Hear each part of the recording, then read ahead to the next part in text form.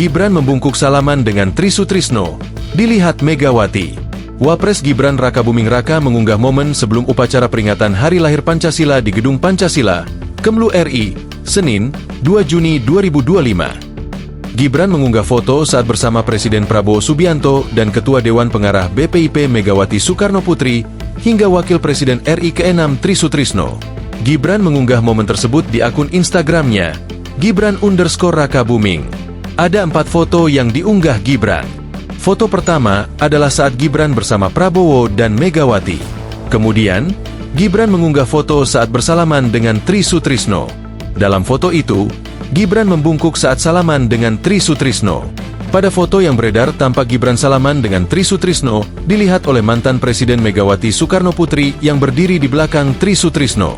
Sebelum upacara peringatan Hari Lahir Pancasila 2025 bersama Bapak Presiden Prabowo Subianto, Ibu Presiden RI kelima sekaligus Ketua Dewan Pengarah Badan Pembinaan Ideologi Pancasila, BPIP, Megawati Soekarno Putri, Bapak Wakil Presiden RI ke-6 Tri Sutrisno, serta Bapak Wakil Presiden RI ke-10 dan 12 M. Jusuf Kalla, tulis Gibran memberi keterangan unggahan foto tersebut.